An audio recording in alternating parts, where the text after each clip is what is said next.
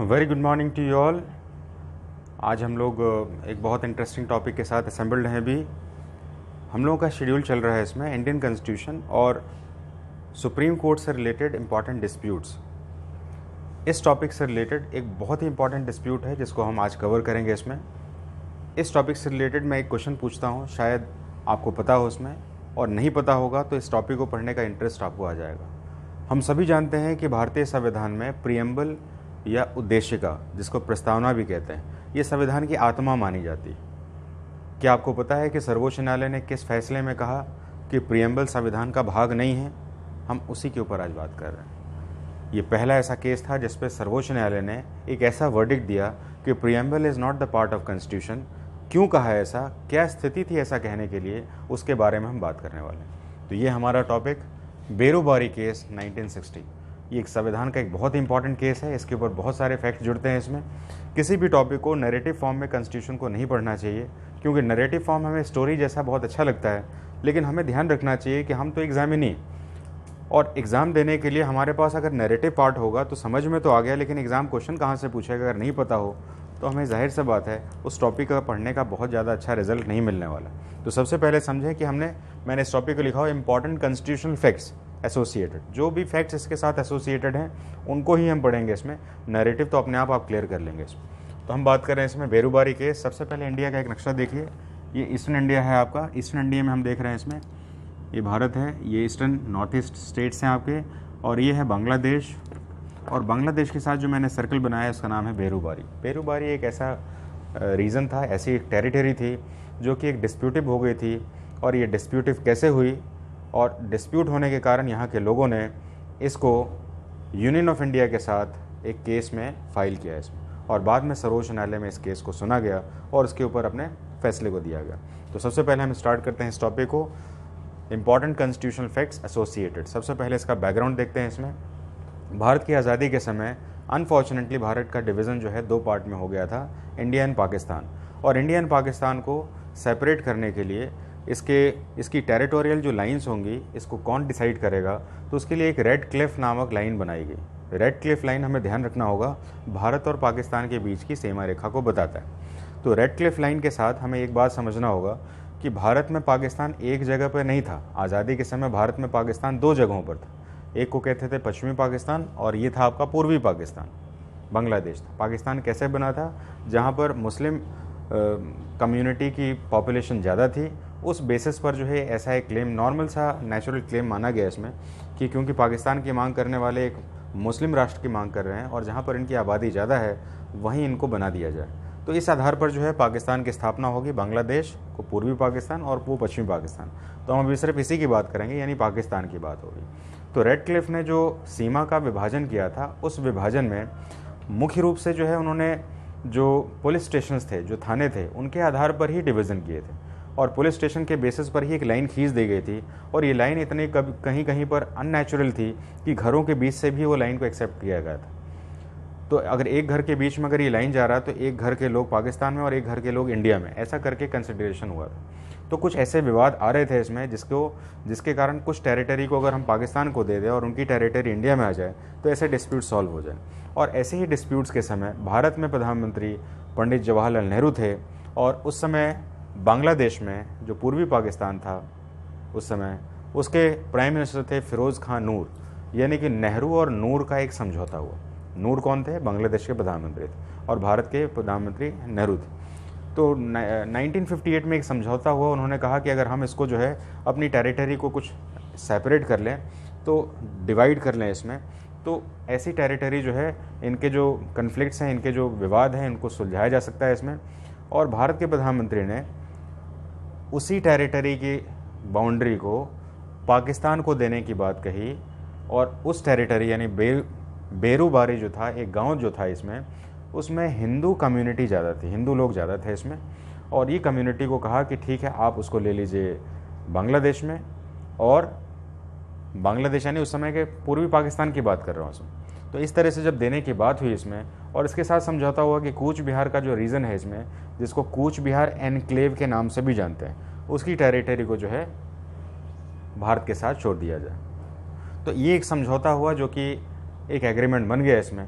और इस एग्रीमेंट के विरोध में बेरूबारी में रहने वाले जो लोग थे, जो गांव थे इसमें, ये इसके विरोध में आ गए। अब थोड़ा सा हमें कॉन्स्टिट्यूशनल फैक्ट्स देखना होगा। बैकग्राउंड हमने देख लिया, क्योंकि बेरूबारी वो जगह है जो जलपाईगुड़ी में आज स्थित है। पश्चिम बंगाल में जलपाईगुड़ी डिस्ट्रिक्ट है और उसका एक गांव है बेरूबारी, जिसको एक समझौते के तहत भारत से बांग्लादेश को देने की बात कही गई।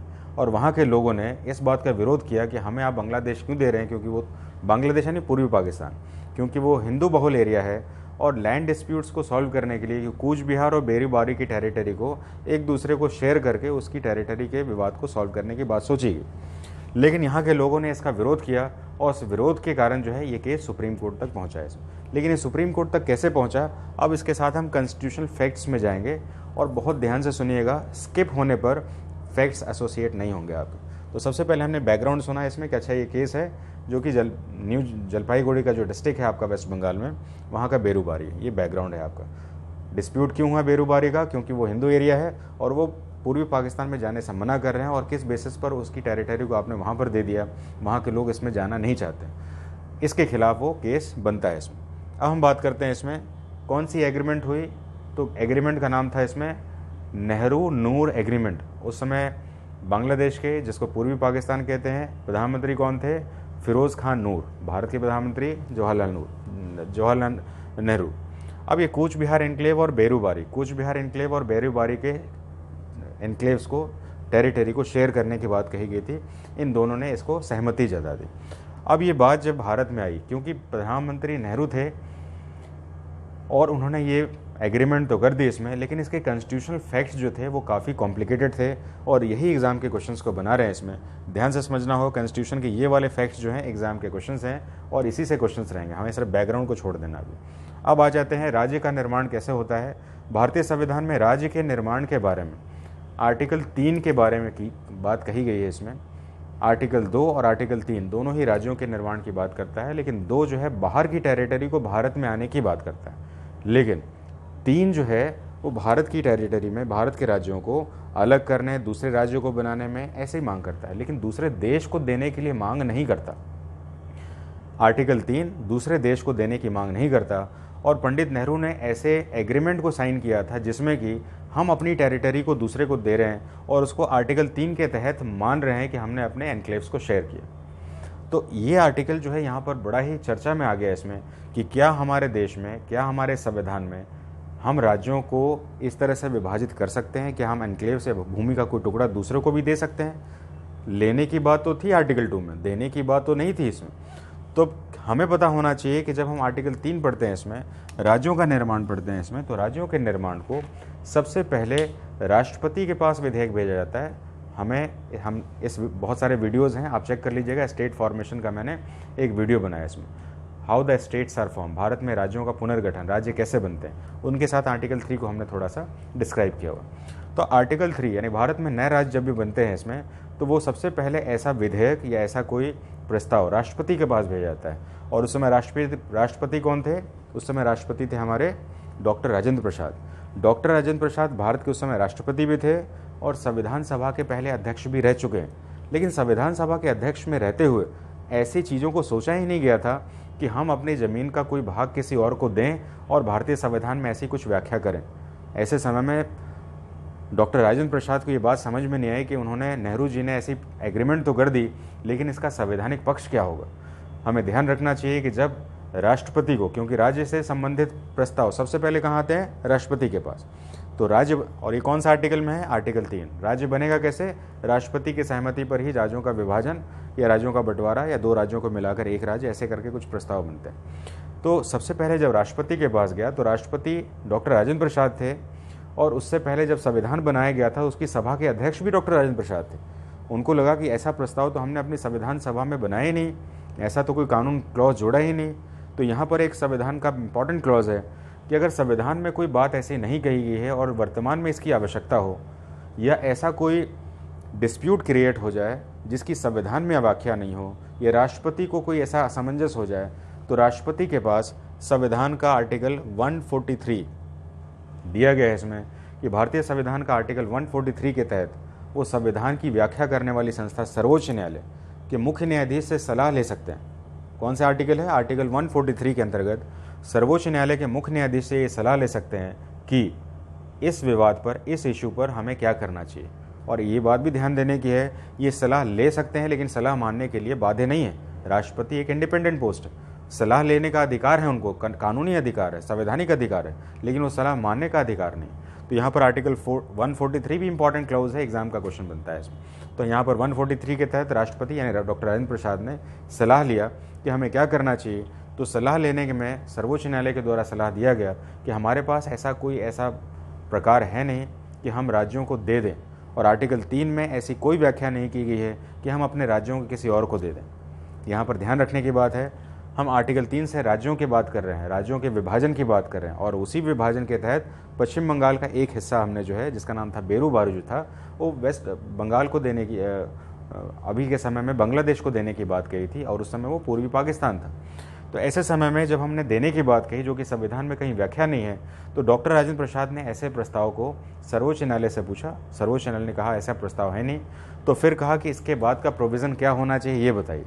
तो कहा इसके बाद का प्रोविज़न ये होना चाहिए कि आप जो है संविधान संशोधन करके इस प्रक्रिया को ला सकते हैं, संविधान का संशोधन करके ला सकते हैं, सामान्य प्रक्रिया से इसको नहीं ला सकते। हमें ध्यान रखना होगा एक बात को, जब हम आर्टिकल 3 के तहत न्यू स्टेट्स को बनाते हैं तो ये सिंपल 50+1 मेजॉरिटी के साथ बनता है, यानी कि साधारण बहुमत के साथ नए राज्य बनते हैं। यानी कोई भी नया राज्य बनाने के लिए सिर्फ साधारण बहुमत की आवश्यकता होती है संसद में। और अगर हमें आर्टिकल 368 के तहत अमेंडमेंट के तहत अगर राज्य बनाना है, जो कि सर्वोच्च न्यायालय ने ये उनको सलाह दी कि इसको हम 368 के तहत ही बना सकते हैं, और 368 का मतलब होता है 2/3 बहुमत से उस प्रस्ताव को पारित करना। ये दोनों ही बातों को 3 के साथ समझना है, क्योंकि बांग्लादेश को जो उस समय पूर्वी पाकिस्तान था, हमने बेरूबारी देने की जो बात कही थी वो सामान्य प्रक्रिया थी, और सामान्य प्रक्रिया में 50% मेजॉरिटी की बात थी। लेकिन ये तो संसद ने, सर्वोच्च न्यायालय ने सलाह दे दी उनको कि आप इसके लिए 2/3 बहुमत वाला प्रावधान रखें, जो कि आर्टिकल 368 में संविधान का संशोधन करने की बात कहें, क्योंकि ये संविधान में ऐसी कोई व्याख्या है ही नहीं। तो संविधान की इस व्याख्या के अंतर्गत जब ये केस गया, तब सरकार की तरफ से दलील दी, क्योंकि सरकार का जो एग्रीमेंट है वो तो सरकार की मेजॉरिटी ने लिया है। तो सरकार ने अपनी मेजॉरिटी का डिसीजन जो था, सर्वोच्च न्यायालय को कहा कि हम जो है लोकतांत्रिक व्यवस्था से चुनी हुई सरकार है। हम कौन? पंडित नेहरू। एग्रीमेंट करने का एग्रीमेंट तो हो चुका है अभी हमारे पास, और एग्रीमेंट के विरोध में बेरूबारी के लोग जो है, ऐसा कहा जाता है कि लोगों ने जो है अपने हाथों को काट कर जो है पत्र लिखा डॉक्टर राजेंद्र प्रसाद को, क्योंकि राज बनने की बात हो रही है, कि हमारे क्षेत्र को अलग नहीं किया जाए। ऐसे समय में डॉक्टर राजेंद्र प्रसाद ने सर्वोच्च न्यायालय से कानूनी सहायता ली और सलाह ली, और सलाह लेने के बाद जो है इसके प्रावधानों को डिस्कस किया। लेकिन ये केस जब सर्वोच्च न्यायालय में पहुंचा, क्योंकि सरकार का पक्ष था कि हम एक व्यवस्था हैं और चुनी हुई सरकार है, हमें ऐसे निर्णय लेने का अधिकार है, और आर्टिकल 3 में ऐसी व्यवस्था है। और मूल रूप से भारतीय संविधान की प्रियम्बल, जो कि लोकतांत्रिक व्यवस्था की बात कहता है, और प्रियम्बल ही देश की उद्देशिका है, प्रियम्बल ही संविधान की आत्मा भी कहा जाता है इसमें। तो इस आधार पर जो है, क्योंकि हम एक डेमोक्रेटिक सरकार हैं, जनता की द्वारा चुने हुए सरकार हैं, इसलिए हमें ये अधिकार है कि हम ऐसे डिसीजंस लें, और हमारा डिसीजन जो है किसी भी अलग संविधान संशोधन की मांग नहीं करता। सर्वोच्च न्यायालय ने यहाँ पर एक अलग सा ही फैसला दिया। सर्वोच्च न्यायालय ने कहा क्योंकि भारतीय संविधान में प्रियम्बल को संविधान का अंग नहीं माना गया, इसलिए प्रियम्बल के इस क्लाउज में कि आप एक डेमोक्रेटिक सरकार हैं, इस आधार पर आपको ऐसे निर्णय लेने का अधिकार नहीं प्राप्त। और ध्यान रखना होगा हमें कि किस फैसले में सर्वोच्च न्यायालय ने प्रियम्बल को संविधान का भाग मानने से मना कर दिया। ये था आपका बेरूबारी केस 1960 में सर्वोच्च न्यायालय ने बेरूबारी केस में कहा कि preamble is not the part of constitution. ऐसा क्यों कहा? ऐसा इसलिए कहा क्योंकि प्रियम्बल में डेमोक्रेसी भी है और इंटीग्रिटी भी है, संप्रभुता भी है और लोकतंत्र भी है। तो लोकतांत्रिक व्यवस्था से चुनी हुई सरकार जो है वो हमारी नेहरू जी की थी, लेकिन इंटीग्रिटी का मतलब होता है संप्रभुता, यानी हम अपनी पूरी भूमि का स्वामी हैं। ये हमारी ज़मीन जो है बिल्कुल किसी भी कीमत से अलग नहीं हो सकती, तो उसको अलग करने की भी बात तो हो रही है। तो जाहिर सा बात है इसमें जो डिस्प्यूट का जो वर्जन बनता है इसमें, उसका फाइनल आउटकम जो है सुप्रीम कोर्ट ही करेगा। तो हम यहाँ पर देख रहे हैं इसमें आर्टिकल 143 के तहत सलाह ली गई। अब भारतीय संविधान में आर्टिकल 147 का रोल प्ले कर देते हैं इसमें। भारतीय संविधान में आर्टिकल 147 कहता है इसमें, अगर भारतीय संविधान में कोई ऐसी बात जो विवादित हो जाए, जो असमंजस की स्थिति उत्पन्न करे या जो नहीं लिखी गई, ऐसे समय में सुप्रीम कोर्ट के द्वारा लिए गए फैसले को लास्ट इंटरप्रिटेशन मानना चाहिए। यानी कि सुप्रीम कोर्ट ही ये डिसाइड करेगा कि उसका अपना इंटरप्रिटेशन क्या है, और उसी इंटरप्रिटेशन पर जो है उसकी व्याख्या, संविधान की व्याख्या मानी जानी चाहिए। तो हमें ध्यान रखना है इसमें कि इसके important articles, article 3, article 143, article 147 exam के एक इंपॉर्टेंट क्वेश्चन हैं इसमें। और इसके साथ हमें एक जुड़ा हुआ और चीज़ करना पड़ेगा, क्योंकि एक नई बात आ गई इसमें। पहले राज्य 3 में बन सकते थे, लेकिन अब तो 3 में नहीं बन सकते हैं, संविधान संशोधन करना होगा अगर किसी और दूसरे देश को देना है तो उसी समय भारत में 1960 में 9th अमेंडमेंट, 9वां प्रस्ताव पारित किया गया और कहा गया अगर भारतीय सीमा दूसरे क्षेत्र में दूसरे देश को दी जाती है तो वो एक सामान्य प्रक्रिया नहीं होगी, वो भारत में संविधान संशोधन आर्टिकल 368 के तहत मानी जाएगी। मुझे उम्मीद है कि इसके वेरियस क्लाउजेस समझ में आ गए होंगे आपको। यानी कि बेरूबारी का केस जो है किया तो गया इसमें, लेकिन इसके लिए संविधान का संशोधन किया गया। और ये संविधान संशोधन कौन सा था? 9 था। एक बार जल्दी से समराइज कर लेते हैं इसमें। नंबर 1, बेरूबारी केस कब हुआ? 60 में हुआ। कहाँ पर था? जलपाईगुड़ी, जो आज वेस्ट बंगाल में है, आपका गांव था। गांव के बीच में ऐसी लाइन हो गई थी, ऐसा डिवीज़न हो गया था जो कि थानों के अंतर्गत बनाए गए थे। दूसरे थाने तीसरे थाने से जो है कनेक्टिविटी जो है सीधी लाइन खींच दी गई थी। सीधी लाइन का मतलब है कि वो यहाँ से पाकिस्तान होगा, यहाँ से भारत होगा। तो ऐसे समय में बहुत सारे क्षेत्र विवादित हो गया इसमें। एक घर का ही कुछ भाग पाकिस्तान और एक घर का ही कुछ भाग भारत में आ गया। तो इस चीज़ को सॉल्व करने के लिए 1958 में नेहरू और नूर समझौता हुआ। नेहरू भारत के प्रधानमंत्री और नूर कहाँ के? बांग्लादेश, यानी उस समय के पूर्वी पाकिस्तान के प्रधानमंत्री थे। लेकिन इस फैसले में जो बेरूबारी जो गांव था, इसने अपनी प्रतिक्रिया दी और कहा कि हम इस फैसले के विरुद्ध जाएंगे, क्योंकि हम भारत में रहना चाहते हैं, हमारी मेजॉरिटी जो है वो हिंदू की है और ये पाकिस्तान जो है एक इस्लामिक देश है। तो इस आधार पर जो है जब ये केस इरप्ट हुआ इसमें, तब क्योंकि कोई भी नए राज्य को बनने की या नए राज्य के भंग होने की बात होती है तो पहला प्रस्ताव तो राष्ट्रपति के पास ही जाता है। तो राष्ट्रपति ने, क्योंकि वो संविधान सभा के अध्यक्ष भी रह चुके थे, देखा कि क्या इसका संवैधानिक पहलू है क्या इसमें। तो डॉक्टर राजेंद्र प्रसाद ने अपने आर्टिकल 143 का यूज़ किया, जो संविधान में व्याख्या करता है कि वो सर्वोच्च न्यायालय के मुख्य न्यायाधीश से सलाह ले सकते हैं। तो उन्होंने जब लिया तो कहा कि नहीं, ऐसी कोई व्याख्या है ही नहीं इसमें। तो व्याख्या जब है ही नहीं इसमें, तो इसकी दलील जब सर्वोच्च न्यायालय में पहुंची तो सरकार के पक्ष ने कहा, क्योंकि सरकार ने तो एग्रीमेंट कर लिया था, तो सरकार ने कहा कि भारत के संविधान में आर्टिकल 3 जो है राज्यों के बनाने की बात कहता है, और प्रियम्बल क्योंकि हमारे देश की संविधान की उद्देशिका है, वही प्रस्तावना आत्मा है, और उस प्रियम्बल में हम लोकतांत्रिक व्यवस्था के रूप में हैं, यानी लोक के द्वारा चुनी हुई हमारी सरकार है, तो हमारे पास अधिकार है राज्यों को बनाने का। तो इस प्रियम्बल को ही सुप्रीम कोर्ट ने कहा कि ये संविधान का भाग ही नहीं। और ये एग्ज़ाम का सबसे इम्पॉर्टेंट क्वेश्चन है कि हमारे देश के प्रियम्बल को किस फैसले में संविधान का भाग मानने से मना कर दिया गया।